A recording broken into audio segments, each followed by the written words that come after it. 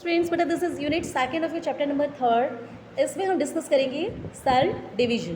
बेटा cell division क्या है, इसे आप कह सकते हो ये एक इम्पॉर्टेंट प्रॉपर्टी है।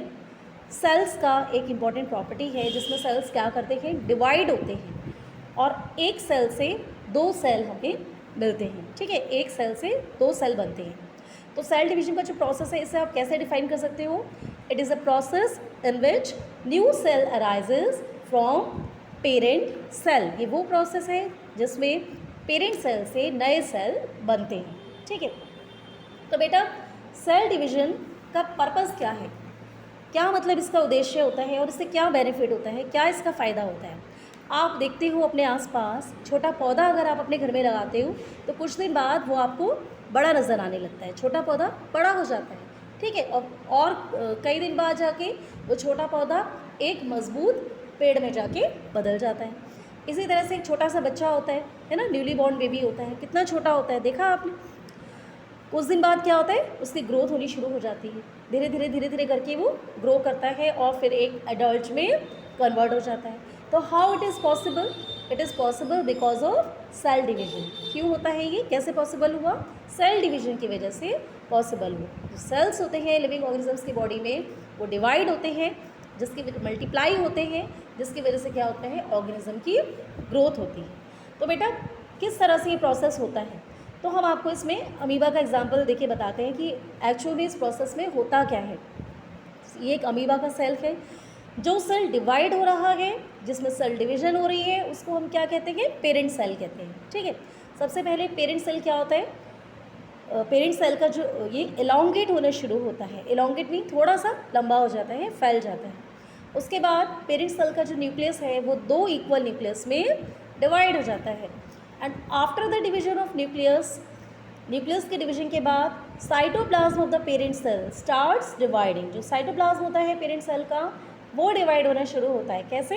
जो दोनों न्यूक्लियस आपने देखे, डॉटर न्यूक्लियस, इनके चारों तरफ बराबर साइटोप्लाज्म डिस्ट्रीब्यूट हो जाता है।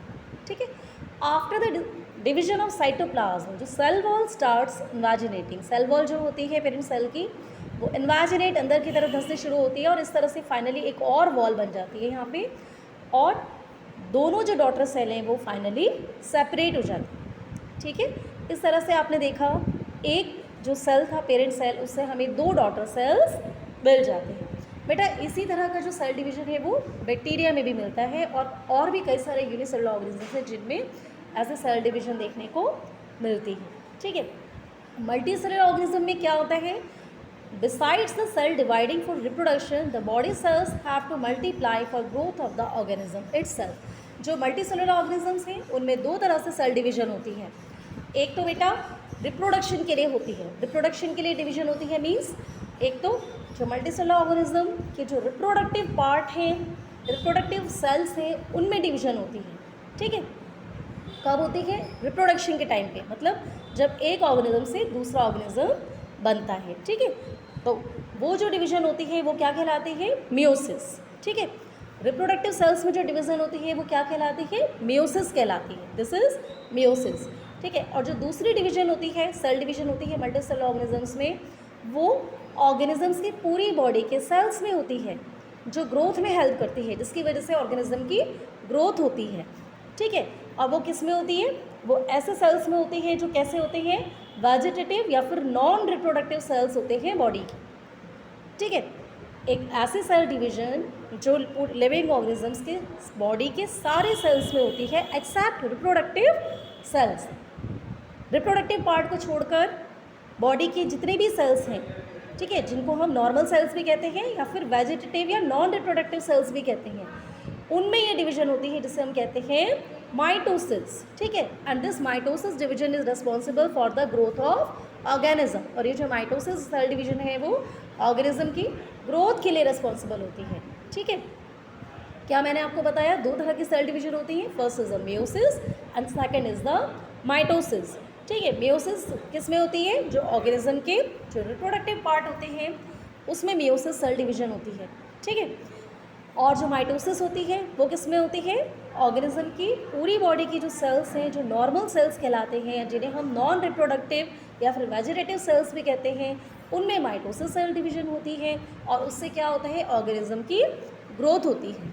ठीक है, और एक इम्पॉर्टेंट पॉइंट और है बेटा, मियोसिस जो सेल डिवीजन होती है उसका उसका क्या काम है, it is responsible for the passing on off characters from the two parents of the child.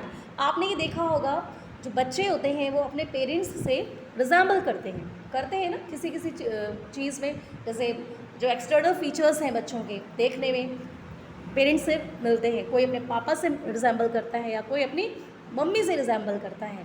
तो ऐसा क्यों होता है, इट इज़ बिकॉज कि जो पेरेंट्स के जो कैरेक्टर्स हैं वो किस में चले जाते हैं, उनके ओस्प्रिंग्स, उनके बच्चों में चले जाते हैं। ठीक है, अब वो किस वजह से पॉसिबल होता है, because of meiotic cell division. ठीक है, मियोटिक सेल डिवीजन की वजह से जो पेरेंट्स के जो कैरेक्टरिस्टिक्स हैं वो उनके बच्चों में चले जाते हैं। ठीक है, और ये क्योंकि ये कहाँ पर होती है, it occurs in the reproductive parts of the body.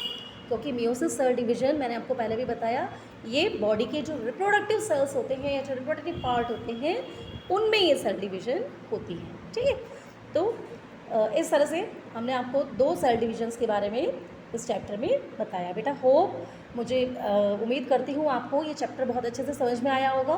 फिर भी अगर आपको इसके बारे में कोई क्वेश्चन है, कोई क्वेरी है तो आप उससे पूछ सकते हैं, मैं आपको डेफिनेटली रिप्लाई करूँगी। ओके बेटा, हैव अ नाइस डे।